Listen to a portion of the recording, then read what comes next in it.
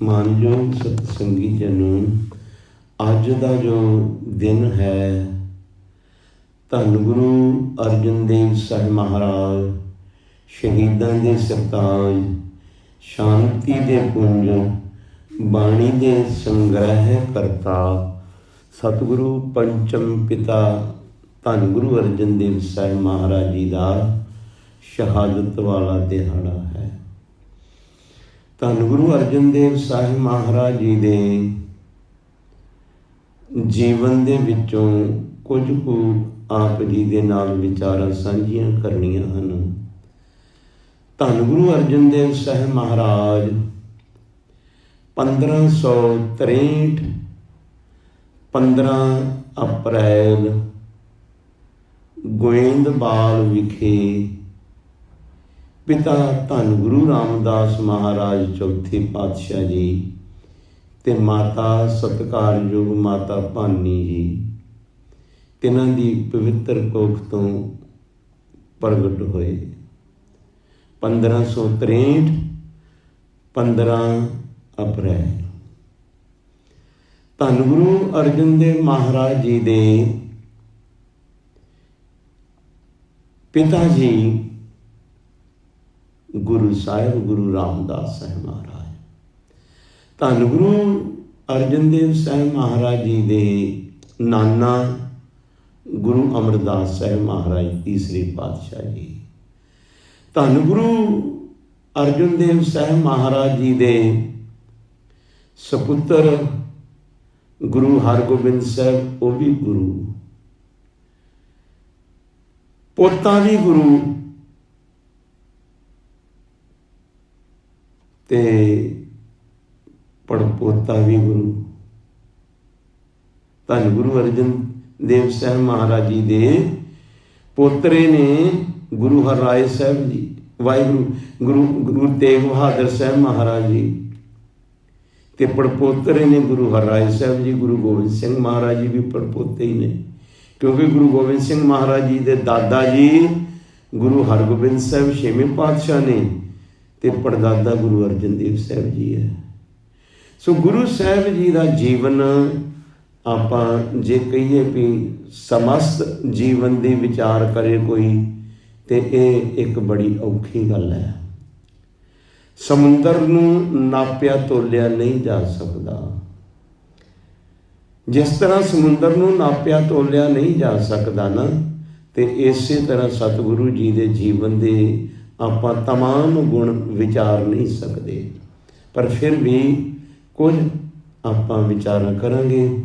ਗੁਰੂ ਸਾਹਿਬ ਜੀ ਦਾ ਜੀਵਨ ਸਮੁੰਦਰ ਦੇ ਵੱਤ ਗਹਿਰ ਗੰਭੀਰ ਹੈ। ਗੁਰੂ ਸਾਹਿਬ ਜੀ ਦਾ ਜੀਵਨ ਬਿਰਛ ਦੀ ਤਰ੍ਹਾਂ ਅਡੋਲ ਹੈ। ਗੁਰੂ ਸਾਹਿਬ ਜੀ ਦਾ ਜੀਵਨ ਅੰਮ੍ਰਿਤ ਦੀ ਤਰ੍ਹਾਂ ਪਵਿੱਤਰ ਹੈ। ਗੁਰੂ ਸਾਹਿਬ ਜੀ ਦਾ ਜੀਵਨ ਉਮਰਾਂ ਤਾਂ ਬਹੁਤ ਥੋੜੀ, 1563 ਦਾ ਪ੍ਰਗਟ ਦਿਵਸ ਹੈ ਤੇ 1606 ਦੇ ਵਿੱਚ ਸਤਿਗੁਰੂ ਜੀ ਨੇ ਸ਼ਹਾਦਤ ਦਿੱਤੀ ਹੈ। ਤੇ ਤੁਸੀਂ ਅੰਦਾਜ਼ਾ ਲਾ ਲਓ 43 ਕੁ ਸਾਲ ਬਣਦੇ ਨੇ, ਜਾਂ ਕਿੰਨੇ ਵੀ ਬਣਦੇ ਨੇ ਮੇਰੇ ਖਿਆਲ ਮੁਤਾਬਕ। ਸੋ ਗੁਰੂ ਸਾਹਿਬ ਜੀ ਦੀ ਉਮਰ ਜਿਤਨੀ ਵੀ ਹੈ, 1563 ਦਾ ਸਤਿਗੁਰੂ ਜੀ ਦਾ ਪ੍ਰਗਟ ਦਿਵਸ ਹੈ ਤੇ 1606 ਦਾ ਸਤਿਗੁਰੂ ਜੀ ਦਾ ਸ਼ਹਾਦਤ ਦਿਨ ਹੈ। ਇਹ ਤੁਸੀਂ ਹੁਣ ਆਪ ਵੇਖ ਲੈਣਾ ਵੀ ਕਿੰਨੀ ਉਮਰ ਹੈ। ਤੇ ਸਤਿਗੁਰੂ ਜੀ ਨੇ ਇੰਨੀ ਕੁ ਉਮਰ ਦੇ ਅੰਦਰ ਬਹੁਤ ਕੁਝ ਕੀਤਾ। ਗਰੀਬਾਂ ਦੀ ਹੈਲਪ ਵਾਸਤੇ ਸਤਿਗੁਰੂ ਜੀ ਨੇ, ਜਿਸ ਵੇਲੇ ਮਾਝੇ ਦੇ ਇਲਾਕੇ ਵਿੱਚ ਕਾਲ ਪਿਆ, 2 ਸਾਲ ਮਾਝੇ ਦੇ ਇਲਾਕੇ ਵਿੱਚ ਫਿਰ ਕੇ ਕਾਲਗ੍ਰਸਤ ਲੋਕਾਂ ਦੀ ਸੇਵਾ ਕੀਤੀ। ਜੇ ਲਾਹੌਰ ਦੇ ਅੰਦਰ ਬਿਮਾਰੀ ਪਈ ਤੇ ਆਪ ਖੁਦ ਜਾ ਕੇ ਬਿਮਾਰਾਂ ਦੀ ਸੰਭਾਲ ਕੀਤੀ ਤੇ ਮਰਨ ਵਾਲਿਆਂ ਦੇ ਹੱਥੀਂ ਸੰਸਕਾਰ ਕੀਤੇ।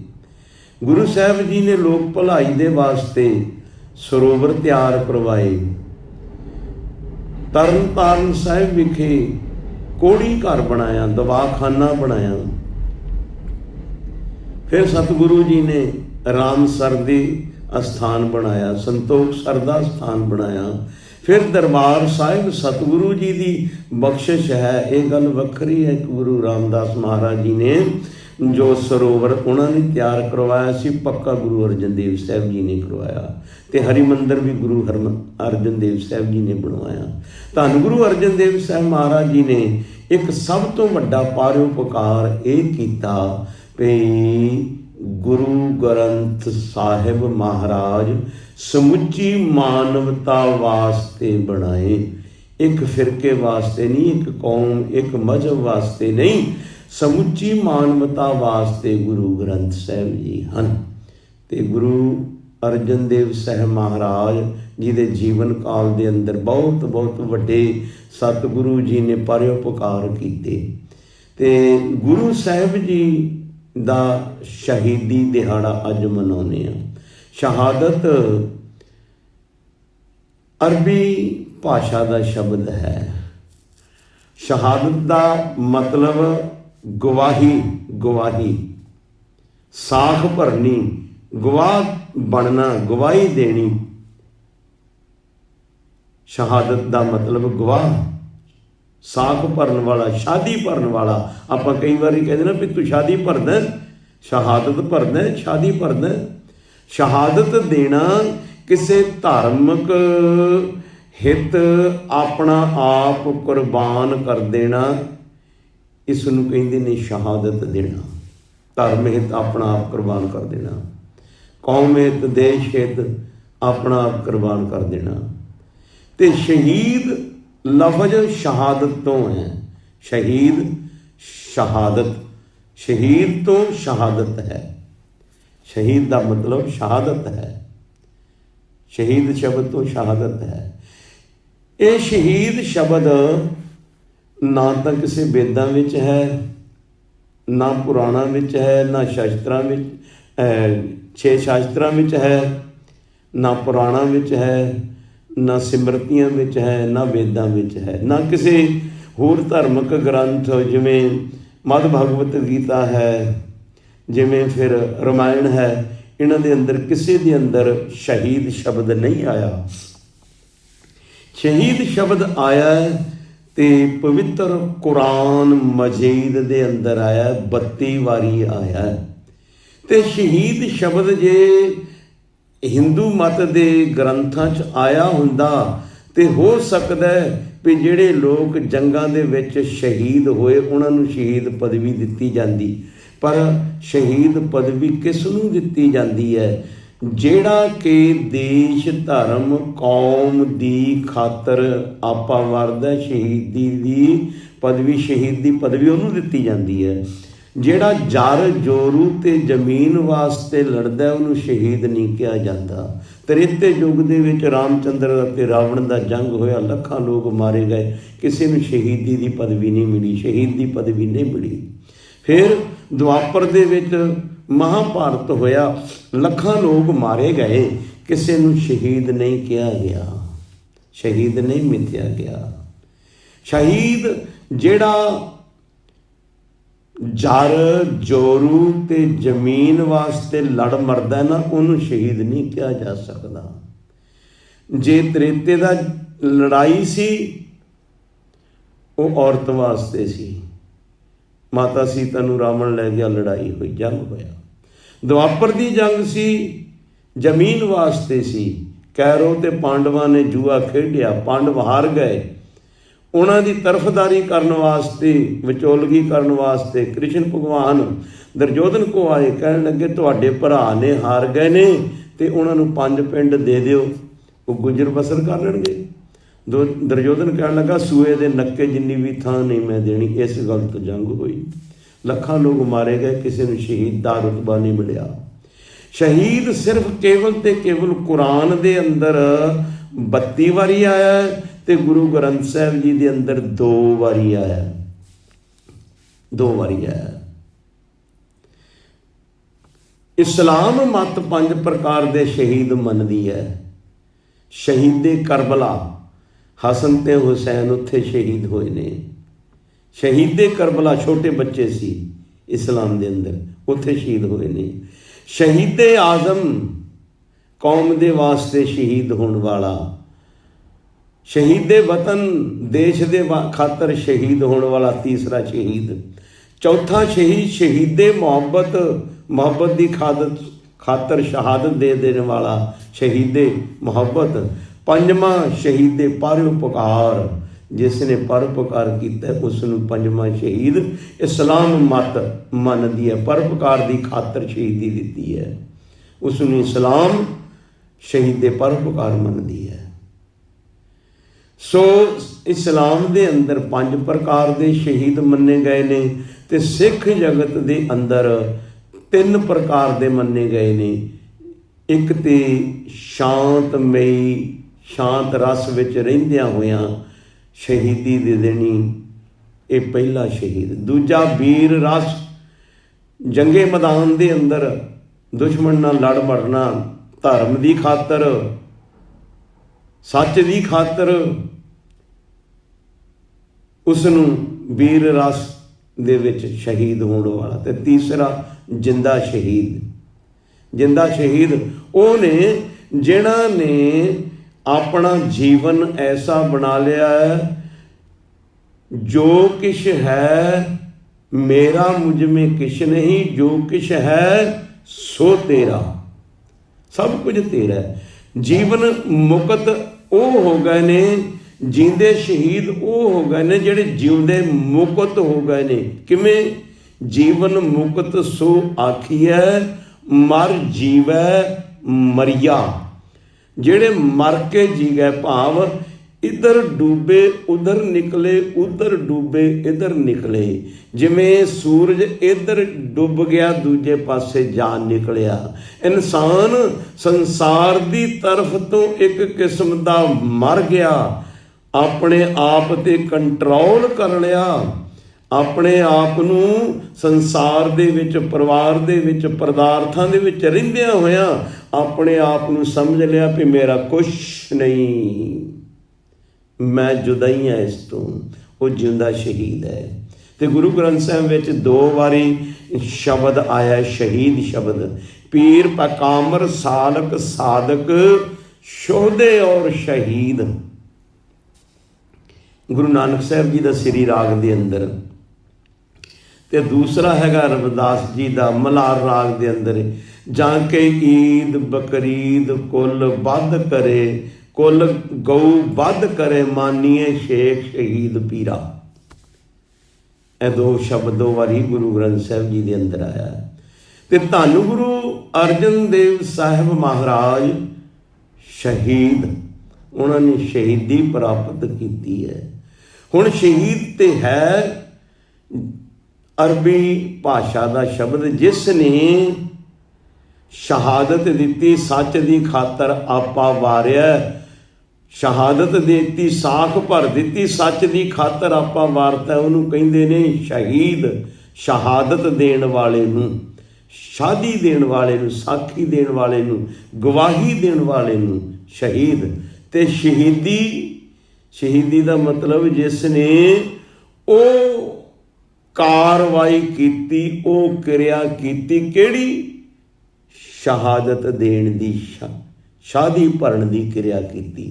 भाव आपा भी भावें वार के वो कर दी, अपना आप भी खत्म करके वो क्रिया है, उसनूं कहंदे ने शहीदी।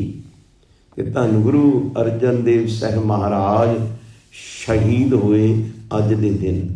ते गुरु अर्जन देव साहिब महाराज जी नूं शहीद करन दे जिम्मेवार लोग, जिवें उन्हां दे वड्डे भाई साहब सीगे बाबा प्रीति चंद जी, फिर उन्हां दा होर भी साख संबंधी जिहड़ा परिवार है, शरीका भाईचारा, फिर उस तो बाद चंदू नूं भी कहा जाता है, जहांगीर नूं भी कहा जाता है, नक्शबंदियां नूं भी कहा जाता है, बीर बल नूं भी मन्निया जाता है, मुर्तजा खान नूं भी मन्निया जाता है। ये सारी गुरु अर्जन देव साहिब महाराज जी दे शहीदी दे जिम्मेवार ने, जिन्ने भी ने। हुण चंदू क्यों? चंदू ने गुरु साहिब जी दे सपुत्र बाबा श्री गुरु हरगोबिंद साहिब जी दे नाल रिश्ता करना चाहया अपनी लड़की का, तो गुरु साहब ने प्रवान नहीं किया, चंदू बैरी बन गया। तो होर जिन्ने ने वीरबल है वो वेखदा है भी लोग जिहड़े ने गुरु अर्जन देव साहब महाराज जी दे उपदेश नूं कबूल करके उन्हां नाल बहुत जुड़ते जा रहे हैं, इन्हां को बर्दाश्त नहीं हो रहा। जहांगीर नूं भी यही वेख के बर्दाश्त नहीं हो रहा, उन्हें अपनी तौज के जहांगीरी लिखी, मैं बहुता लंबा ना जावां, उन्हें उहदे विच सारा ही दस्सिया भी मैं गुरु अर्जन नूं क्यों शहीद कीता। इहने बड़े चिर तो अपनी बजुर्गी का ढोल बजाया होया सी, भोले भाले लोकां नूं इह अपने बजुर्गी दे दिखा के ते अपने यह अधीन करदा सी, अपने नाल जोड़दा सी। मेरे मन में सी भी इहदी बहुत चिर तो झूठ की दुकान बंद करनी चाहिए। ऐसियां गल्लां वो आप खुद तौज के जहांगीरी दे विच लिखदा है। उसने ये जिम्मेवार है, मुर्तजा खान जिम्मेवार है, नक्शबंदी जिम्मेवार ने, बीरबल जिम्मेवार है, ये सारे जिम्मेवार ने।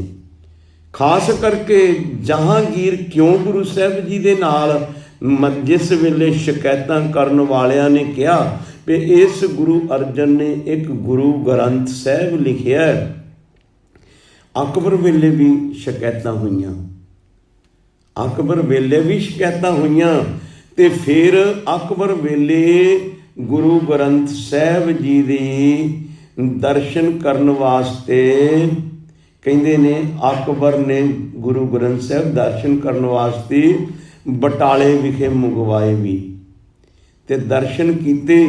2-3 वारी हुक्मनामा लैण वास्ते कहा गया कि पढ़ के सुनाओ।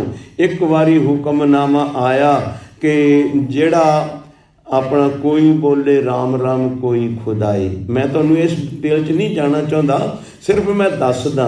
ते दूजी वारी अव्वल अल्लाह नूर पाया। इस तो एक होर पहला हुक्मनामा आया।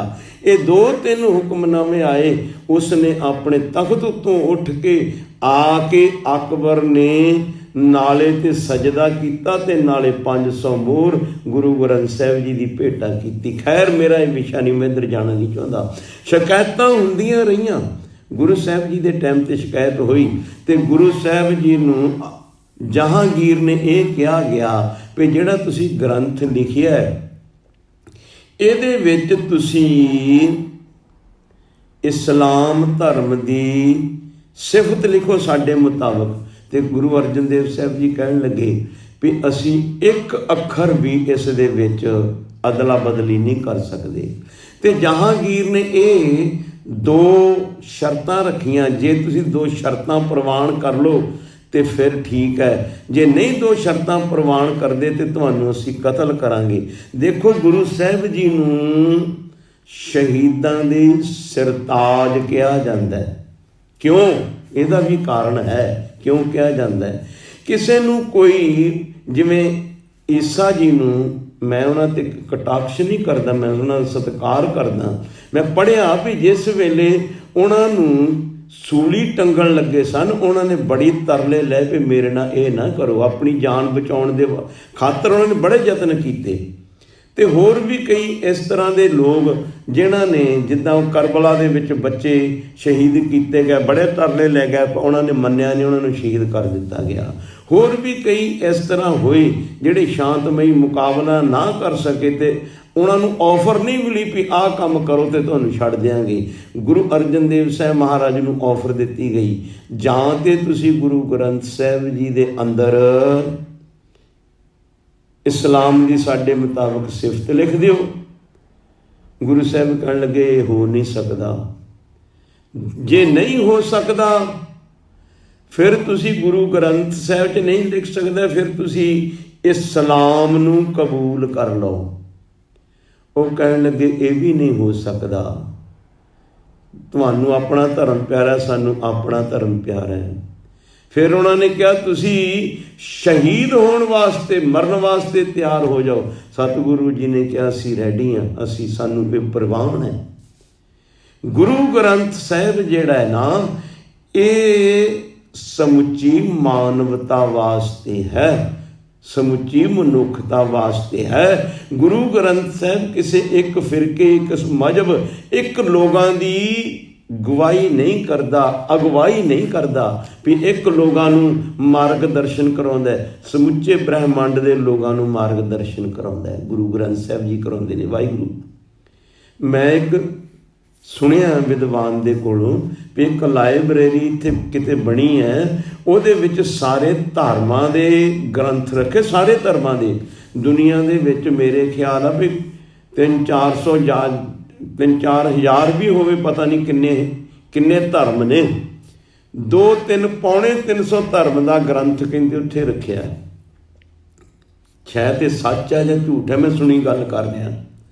ਕਹਿੰਦੇ ਨੇ, ਜਿਸ ਕਹਿਣ ਵਾਲੇ ਨੇ ਇਹ ਕਿਹਾ ਵੀ ਉਸ ਲਾਇਬ੍ਰੇਰੀ ਦੇ ਵਿੱਚ ਹਰ ਇੱਕ ਧਰਮ ਦੇ ਗ੍ਰੰਥ ਰੱਖੇ ਨੇ। ਜਿੱਥੇ ਗ੍ਰੰਥ ਰੱਖਿਆ ਉੱਥੇ ਬਾਹਰ ਤਖਤੀ 'ਤੇ ਲਿਖ ਕੇ ਰੱਖਿਆ ਵੀ ਇਹ ਫਲਾਨਾ ਗ੍ਰੰਥ ਫਲਾਨੇ ਧਰਮ ਦਾ ਗ੍ਰੰਥ ਹੈ। ਜਿਵੇਂ ਉੱਥੇ ਵੇਦ ਰੱਖੇ ਨੇ ਅਤੇ ਵੇਦਾਂ 'ਤੇ ਉੱਥੇ ਲਿਖਿਆ holy book of the Hinduism. ਜੇ ਉੱਥੇ ਰਮਾਇਣ ਰੱਖੀ ਹੈ ਹੋਲੀ ਬੁੱਕ ਆਫ ਦਾ ਹਿੰਦੂਇਜ਼ਮ। ਜੇ ਉੱਥੇ ਮਦ ਭਗਵਤ ਗੀਤਾ ਰੱਖੀ ਹੈ ਹੋਲੀ ਬੁੱਕ ਆਫ ਦਾ ਹਿੰਦੂਇਜ਼ਮ। ਜੇ ਉੱਥੇ ਪਵਿੱਤਰ ਕੁਰਾਨ ਰੱਖਿਆ ਹੋਲੀ ਬੁੱਕ ਆਫ ਦਾ ਇਸਲਾਮਇਜ਼ਮ। ਜੇ ਉੱਥੇ ਬਾਈਬਲ ਰੱਖੀ ਹੈ ਹੋਲੀ ਬੁੱਕ ਆਫ ਦਾ ਕ੍ਰਿਸਚਨਇਜ਼ਮ। ਇਹ ਸਾਰੇ ਲਿਖ ਕੇ ਉੱਥੇ ਲਾਈਆਂ। ਅਤੇ ਜਿੱਥੇ ਗੁਰੂ ਗ੍ਰੰਥ ਸਾਹਿਬ ਜੀ ਰੱਖੇ ਨੇ ਉੱਥੇ ਕੀ ਲਿਖਿਆ? Holy book of the universal. Guru Granth Sahib ਸਮੁੱਚੀ ਮਾਨਵਤਾ ਵਾਸਤੇ ਨੇ। ਤਾਂ ਗੁਰੂ ਗ੍ਰੰਥ ਸਾਹਿਬ ਜੀ ਦੇ ਅੰਦਰ ਕਿਸੇ ਦੀ ਮਰਜ਼ੀ ਦੇ ਮੁਤਾਬਕ ਵੱਧ ਘੱਟ ਸਤਿਗੁਰੂ ਜੀ ਕਹਿਣ ਲੱਗੇ ਕੁਝ ਨਹੀਂ ਕੀਤਾ ਜਾ ਸਕਦਾ। ਅਤੇ ਫਿਰ ਕਹਿੰਦੇ ਤੁਸੀਂ ਸ਼ਹੀਦ ਹੋਣ ਵਾਸਤੇ ਤਿਆਰ ਹੋ ਜਾਓ।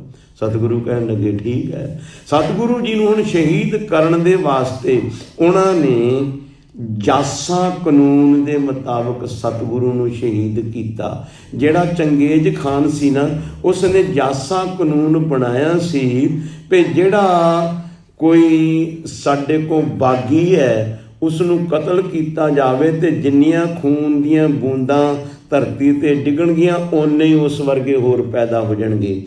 ਅਤੇ ਜਾਸਾ ਕਾਨੂੰਨ ਇਹ ਸੀ ਵੀ ਕਤਲ ਕਰਨ ਵਾਲੇ ਨੂੰ ਇਸ ਤਰ੍ਹਾਂ ਮਾਰਿਆ ਜਾਵੇ ਵੀ ਇੱਕ ਵੀ ਬੂੰਦ ਧਰਤੀ 'ਤੇ ਨਾ ਗਿਰੇ। ਅਤੇ ਗੁਰੂ ਅਰਜਨ ਦੇਵ ਸਾਹਿਬ ਮਹਾਰਾਜ ਜੀ ਨੂੰ ਜਾਸਾ ਕਾਨੂੰਨ ਦੇ ਮੁਤਾਬਕ ਤੱਤੀ ਤਵੀ ਦੇ ਉੱਤੇ ਬਿਠਾ ਕੇ, ਉਬਲਦੀ ਦੇਗ ਵਿੱਚ ਬਿਠਾ ਕੇ, ਤੱਤੀ ਤਵੀ 'ਤੇ ਬਿਠਾ ਕੇ ਉੱਤੋਂ ਗਰਮ ਸੀਸ ਵਿੱਚ ਰੇਤਾ ਪਾ ਕੇ ਇਸ ਤਰ੍ਹਾਂ ਸ਼ਹੀਦ ਕੀਤਾ ਗਿਆ।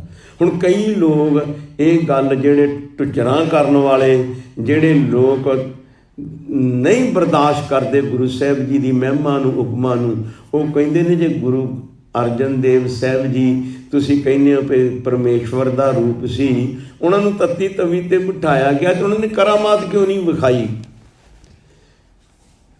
ਇਹ ਗੱਲ ਸਹੀ ਹੈ। ਗੁਰੂ ਅਰਜਨ ਦੇਵ ਸਾਹਿਬ ਜੀ ਨੂੰ ਭੱਟਾਂ ਨੇ ਵੀ ਕਿਹਾ ਗੁਰੂ ਅਰਜਨ ਪ੍ਰਤੱਖ ਹਰ। ਗੁਰੂ ਅਰਜਨ ਜੀ ਪਰਮੇਸ਼ਵਰ, ਹਰੀ ਪਰਮੇਸ਼ਵਰ ਦੇ ਪ੍ਰਤੱਖ ਰੂਪ ਨੇ। ਅਤੇ ਜਿਹੜੇ ਟੁੱਚਰਾਂ ਕਰਨ ਵਾਲੇ ਨੇ, ਕਿੰਤੂ ਪਰੰਤੂ ਕਰਨ ਵਾਲੇ, ਉਹ ਕਹਿੰਦੇ ਜੇ ਗੁਰੂ ਅਰਜਨ ਦੇਵ ਸਾਹਿਬ ਜੀ ਪਰਮੇਸ਼ਵਰ ਦਾ ਰੂਪ ਸੀ ਅਤੇ ਉਹਨਾਂ ਨੇ ਕਰਾਮਾਤ ਕਿਉਂ ਨਹੀਂ ਵਿਖਾਈ? ਅਤੇ ਗੁਰੂ ਸਾਹਿਬ ਜੀ ਦੇ ਦਰ ਉੱਤੇ ਕਰਾਮਾਤ ਨੂੰ ਕਹਿਰ ਮੰਨਿਆ ਗਿਆ। ਕਰਾਮਾਤ ਨੂੰ ਇੱਕ ਮਦਾਰੀ ਦਾ ਤਮਾਸ਼ਾ ਮੰਨਿਆ ਗਿਆ।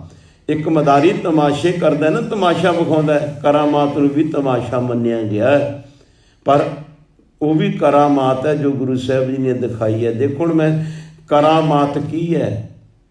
ਮਦਾਰੀ ਆਉਂਦਾ ਹੈ, ਤਮਾਸ਼ਾ ਕੀ ਹੈ? ਮਦਾਰੀ ਆਉਂਦਾ ਚੌਂਕ ਦੇ ਵਿੱਚ ਬਹਿੰਦਾ, ਡੁਗਡੁਗੀ ਵਜਾਉਂਦਾ, ਲੋਕ ਇਕੱਠੇ ਹੁੰਦੇ ਨੇ, ਤਮਾਸ਼ਾ ਵਿਖਾਉਂਦਾ।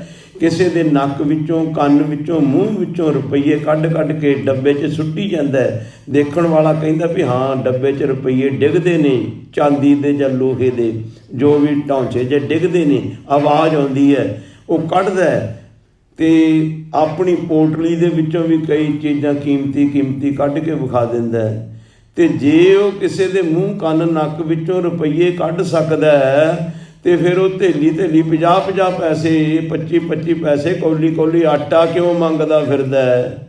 ਜੇ ਕਿਸੇ ਦੇ ਬੰਦੇ ਦੇ ਅੰਦਰੋਂ ਮੂੰਹ 'ਚੋਂ ਪੈਸੇ ਕੱਢ ਸਕਦਾ ਹੈ, ਉਹ ਇੰਨੀ ਪਾਵਰ ਰੱਖਦਾ ਹੈ, ਅਤੇ ਫਿਰ ਉਹ ਗਲੀ ਗਲੀ ਮੰਗਦਾ ਕਿਉਂ ਫਿਰਦਾ ਹੈ? ਉਹ ਤਮਾਸ਼ਾ ਹੈ। ਕਰਾਮਾਤ ਨੂੰ ਦਿਖਾਉਣਾ ਇੱਕ ਤਮਾਸ਼ਾ ਹੈ ਕਰਾਮਾਤ, ਪਰ ਕਰਾਮਾਤ ਹੈ ਵੀ ਜੋ ਗੁਰੂ ਅਰਜਨ ਦੇਵ ਸਾਹਿਬ ਜੀ ਨਾਲ ਬੀਤਿਆ ਉਹ ਕਰਾਮਾਤ ਤੋਂ ਘੱਟ ਨਹੀਂ। ਗੁਰੂ ਅਰਜਨ ਦੇਵ ਸਾਹਿਬ ਮਹਾਰਾਜ ਜੀ ਨੂੰ ਦੇਖੋ, ਜੀਵਨ ਕਾਲ ਦੇ ਅੰਦਰ ਜਿੰਨੇ ਵੀ ਉਹਨਾਂ ਦੇ ਵਿਰੋਧੀ ਨੇ ਸਾਰੇ ਤੱਤੇ ਨੇ, ਗਰਮ ਨੇ। ਜੇ ਭਰਾ ਹੈ ਪ੍ਰੀਤੀ ਚੰਦ ਉਹ ਵੀ ਗਰਮ ਹੈ, ਜੇ ਚੰਦੂ ਹੈ ਉਹ ਵੀ ਗਰਮ ਹੈ, ਜਹਾਂਗੀਰ ਵੀ ਗਰਮ ਹੈ, ਬੀਰਬਲ ਵੀ ਗਰਮ ਹੈ, ਨਕਸ਼ਬੰਦੀ ਵੀ ਗਰਮ ਹੈ, ਮੁਰਤਜ਼ਾ ਖਾਨ ਵੀ ਗਰਮ ਹੈ।